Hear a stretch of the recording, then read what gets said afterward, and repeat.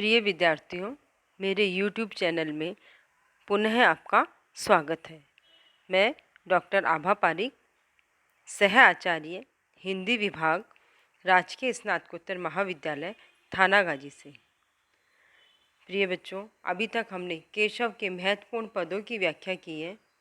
अब हम केशव की जो मूल रचना है, जो काव्य पाठ हमारे यहाँ दिया हुआ है, उसके आधार पर और इसके अलावा केशव के आलोचनात्मक प्रश्नों के ऊपर मैं आपसे बातचीत करूंगी। उसमें इस प्रश्न पे मैं आपसे बातचीत कर देखिए बच्चों, 15 नंबर का एक प्रश्न आता है आपके यहाँ। तो हमें केशव की कविताओं का ही अर्थ नहीं आना चाहिए।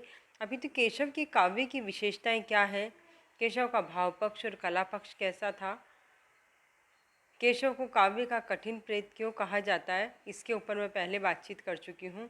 और अन्य प्रश्नों के ऊपर भी केशव से संबंधित जो आलोचनात्मक, उन पर मैं आपसे चर्चा करूंगी।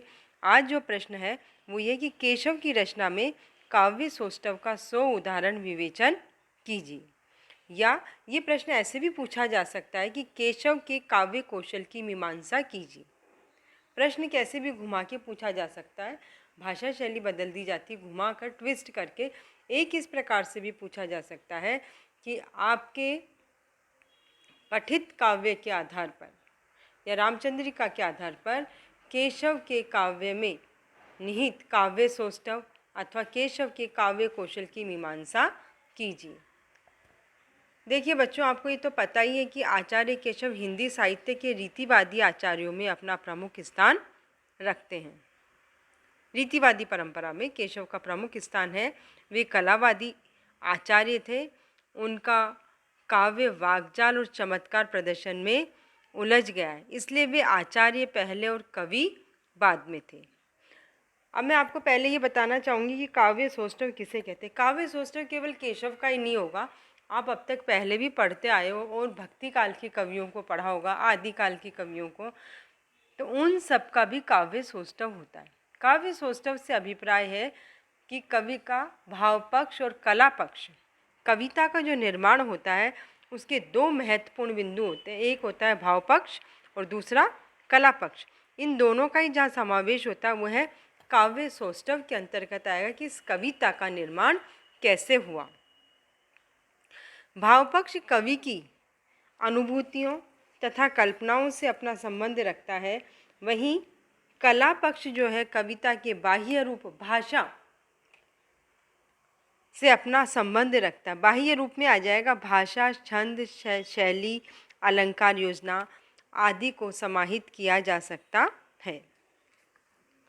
केशव का भाव पक्ष कैसा था, इसके बारे में देखिए कि केशव ने अनेक काव्य ग्रंथों की रचना की है, लेकिन उनका जो मन है वो भाव की अपेक्षा कला में अधिक रहा। इसका प्रमुख कारण यह था कि वे अलंकारवादी कवि थे, इसीलिए उन्हें आचार्य रामचंद्र शुक्ल ने कठिन काव्य का प्रेत कहा है, या ये भी कहा है कि उन्हें कवि हृदय नहीं मिला था। इस प्रकार की उक्तियों से उन्हें विभूषित किया है उनके काव्य को पढ़ के। लेकिन इन सब के आधार पर ये नहीं कहा जा सकता कि पूर्णतः उनके काव्य में भाव पक्ष बिल्कुल ही नहीं था या बेहद ही कमज़ोर है, ये हम नहीं कह सकते। यद्यपि उन्होंने रामचंद्रिका लिखते समय अपने कवित्व का परिचय देने के स्थान पर आचार्यत्व का ही परिचय अधिक दिया है, इसलिए उनकी रामचंद्रिका को छंदों का अजायब घर भी कहा जाता है इस निरूपण की दृष्टि से। लेकिन इन सब के बावजूद भी रामचंद्रिका में बहुत सी जगह ऐसे मार्मिक स्थल हैं जहाँ की कवि की प्रतिभा की प्रशंसा किए बिना नहीं रहा जा सकता।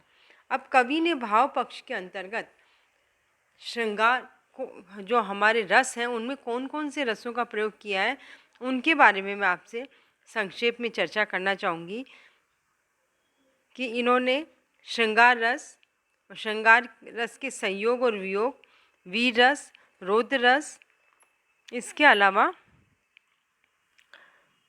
केशव ने शांत रस और भक्ति रस का भी प्रयोग किया है। और इनके काव्य में हमें गणेश और सरस्वती और भगवान राम की वंदना भी भक्ति रस के अंदर मिलती है, जिसका मैं अब इनका मैं थोड़ा क्रमशः वर्णन करूँगी, बताना चाहूँगी आपको श्रृंगार रस।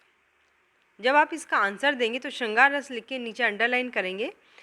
ये तो सभी को पता हो गया कि अब केशवदास रीतिकाल के प्रमुख कवि हैं, उन्हें रीतिकाल का युग प्रवर्तक और आचार्य होने का गौरव प्राप्त है।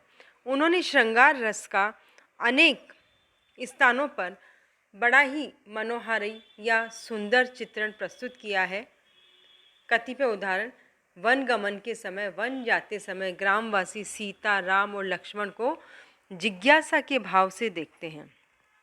उनके मन में सीता को देखकर असीम आनंद का भाव वो उत्पन्न होता है। ग्रामीण बालाएं सीता के सौंदर्य को एकटक भाव विभोर होकर देखती। देखिए, वो परमात्मा का सौंदर्य था, वहाँ पलकें ही झपकना भूल चुकी है जैसे। और इस मनोभाव का श्रृंगारिक चित्रण जो है, मैं आपको जो इनकी कविता में है वो बता रही हूँ। एक कहे अमल कमल मुख सीता जू को, एक कहे चंद्र सम आनंद को कंदरी। सीता के सौंदर्य का वर्णन किया जा रहा है। हो जो कमल तो रजनी में न सकुचेरी, चंद जो तो बासर न होई द्युति मंदरी। बासर ही कमल रजनी में ही चंदमुख, बासर हूँ रजनी विराजे जग बंदरी। देखे मुख भावे अन, देखे ही कमल चंद, ताते मुख मुखे सखी, कमलों न चंदरी। यहाँ पे सीता के सौंदर्य का वर्णन, खूबसूरत वर्णन प्रस्तुत किया है। श्रृंगार रस के दो भाव होते हैं, एक संयोग और एक वियोग। अभी जो मैंने चर्चा करी वो संयोग की है। वियोग श्रृंगार का भी कवि ने चित्रण किया है। रावण ने जब सीता जी का अपहरण कर लिया था, वहाँ सीता अशोक वाटिका के अंदर बेबस होकर अपने प्रियतम राम को याद करती है और उनके वियोग में लगातार अश्रुपात भी उनके मुख से, उनके नेत्रों से होते रहते हैं। उसी प्रकार राम भी सीता के लिए व्यथित होते हैं, वो भी दुखी होते हैं। राम को भी वियोग में दुखी होता हुआ बताया और सीता को भी। सामान्य मनोभाव है मनुष्य की, जिनका इसमें चित्रण किया है। और उनकी विरह व्यथा का चित्रण अशोक वाटिका में हनुमान जी सीता के सम्मुख प्रस्तुत करते हैं कि राम उनके वियोग में कितने दुखी हैं। दीरग दरीन बसे कैसो उदास केसरी जो, केसरी को देख बन करी जो कंपत है। बासर संपत्ति उलूक जो न चितवत, चकवा जो चंद चिते चौगुनी चपत है। यहाँ पे राम के वियोग का वर्णन किया गया। केका सुनि व्याल जो विलाप जात घनश्याम, घनन की घोरन जवासो जो तपत है। और जो भवत वन योगी जो रगति रहनी, सामत्य जो नाम राम तेरो ही जपत है। कि भगवान राम नाम तेरे ही नाम, भगवान राम तेरे ही नाम का स्मरण, आप ही के नाम का स्मरण कर रहे हैं। वीर रस का वर्णन भी हमें मिलता है। कवि ने वीर रस का अपने काव्य में चित्रण किया है। सीता स्वयंवर में बड़े बड़े राजाओं के द्वारा जब शिव धनुष नहीं टूटता, सभी राजा निराश और लज्जित हो जाते हैं, तब राम अपने कोमल हाथों से उस धनुष को तोड़ देते हैं। केशवदास जी ने जब इस प्रकरण का चित्रण किया तो उस समय ओजस्वी शैली का प्रयोग किया है।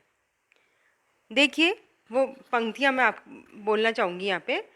प्रथम टकोर झुकी झारी संसार मद, चंड को दंड रहो मंडी नव कंड को।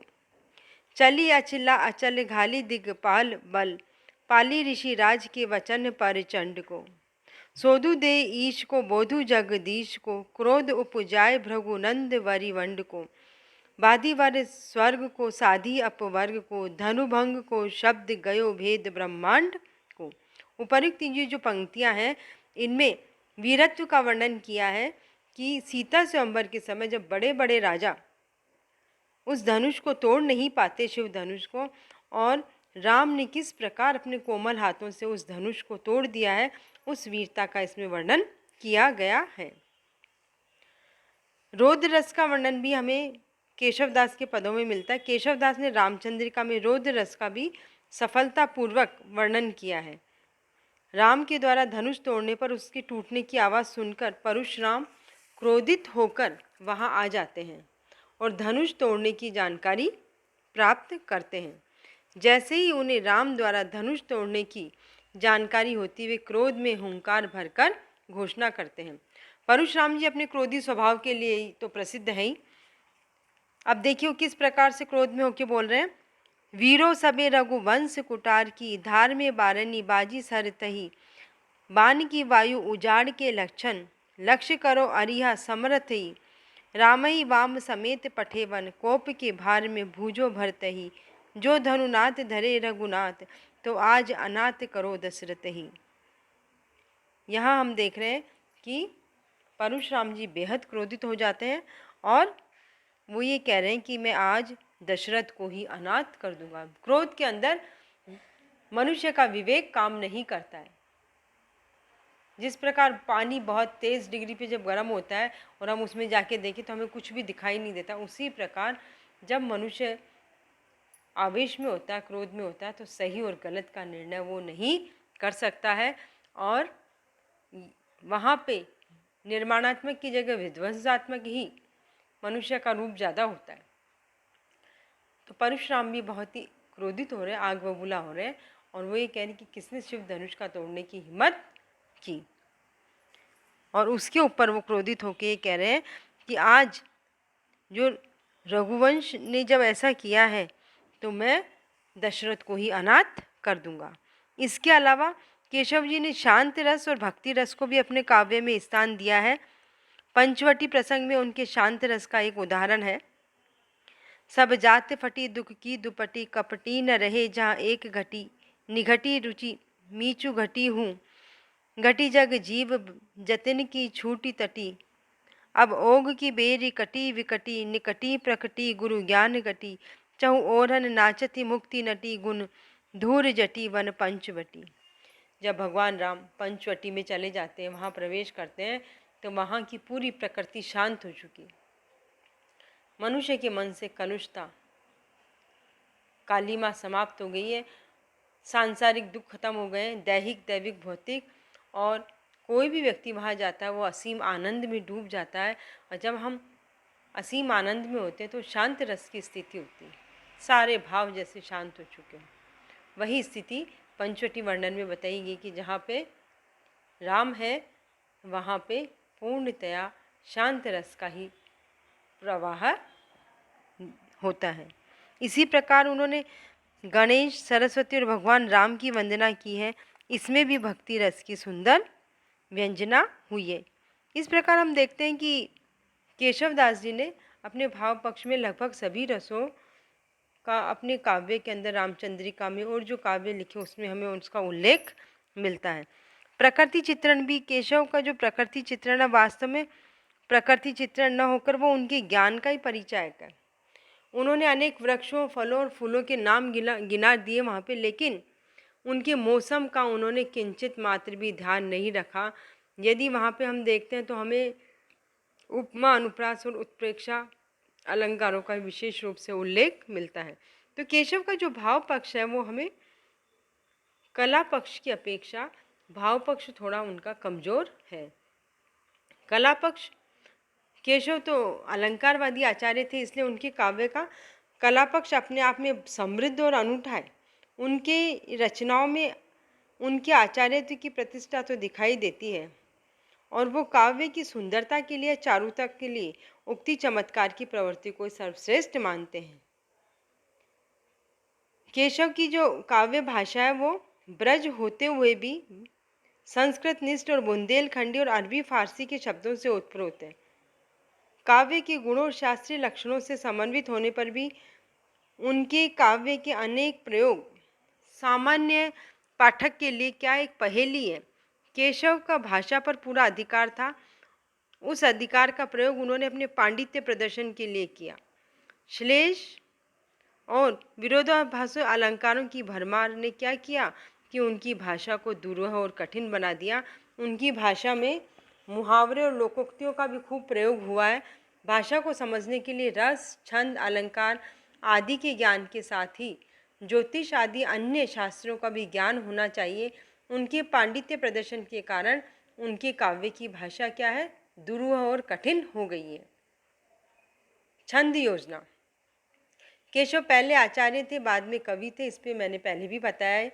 यही कारण है कि उनके वर्णन के हिसाब में छंदों का प्रयोग किया है। उन्होंने विषय वर्णन, उनकी रामचंद्रिका इस बात का उदाहरण है। रामचंद्रिका को तो छंदों का अजायब घर भी कहा जाता है। सभी प्रकार के जो छंद हैं उनके उदाहरण हमें रामचंद्रिका में मिलते हैं। छंद और रामचंद्रिका के ऊपर मैं अलग से बातचीत करूंगी, उसमें आपको इसकी विस्तृत जानकारी दूंगी। अलंकार योजना, अलंकार प्रयोग की ओर भी केशव जी का मोह था। उन्होंने स्वयं ही कहा, भूषण बिनु न बिरजय कविता बनिता मित्र। इसलिए उन्होंने अपनी कविता को अलंकारों से सजाया है और अत्यधिक अलंकारों का प्रयोग होने के कारण उनका भाव पक्ष भी दब गया है। उन्होंने शब्दालंकार और अर्थालंकार दोनों के प्रति ही अपनी गहरी दिलचस्पी दिखाई है। उनके काव्य में हमें शब्दालंकार और अर्थालंकार दोनों ही बहुतायत रूप से मिलते हैं और उनकी विशेष प्रीति, लगाव उनका श्लेष, यमक और अनुप्रास जैसे शब्दालंकारों पर विशेष रूप से रहा है। 3-3 और 5-5 अर्थों वाले श्लेष लिख देना तो उनके लिए साधारण सी बात है। डॉक्टर विजयपाल सिंह ने उनके अलंकारों, उनके अत्यधिक प्रयोग को देखते हुए कहा है कि सब मिलकर केशव के अलंकारों में उनकी पांडित्य, अध्ययन, कौशल एवं चमत्कार की गहरी छाया, जो एक सुदीर्घ काल से पाठक के हृदय का चमत्कारपूर्ण अनुरंजन करती चली आ रही है। संवाद योजना, केशव के जो कला पक्ष है उसकी एक महत्वपूर्ण विशेषता संवाद योजना है। उनके संवादों में संक्षिप्तता, उत्सुकता, अभिनेता, रोचकता आदि सभी अपेक्षित गुण दिखलाई पड़ते हैं। संवादों के महत्व को स्वीकार करते हुए कहा गया है कि केशव के इतिवृत्तात्मक वर्णनों का इतना अधिक महत्व नहीं जितना कि संवादों का। उनकी सभी रचनाओं को सफल बनाने में संवाद तत्व का सबसे बड़ा योगदान रहा है। संक्षेप में हम कह सकते हैं कि केशव अपनी काव्य कला में जहाँ भाव पक्ष के वर्णन में कमजोर रहे, वहीं कला पक्ष के वर्णन में वे सबल और चमत्कारी रहे। इसलिए हिंदी साहित्य में उनका अपना एक विशेष स्थान है। तो प्रिय विद्यार्थियों, केशव की रचना में जो काव्य सौष्ठव है उसके ऊपर अभी हमने बातचीत की है और मैं आज इसके ऊपर इतनी ही बातचीत करूंगी। और अब फिर अपन पुनः केशव के जो 2-3 आलोचनात्मक प्रश्न बचे हैं उनके ऊपर मैं आपसे चर्चा करूंगी। तब तक के लिए मुझे धन्यवाद।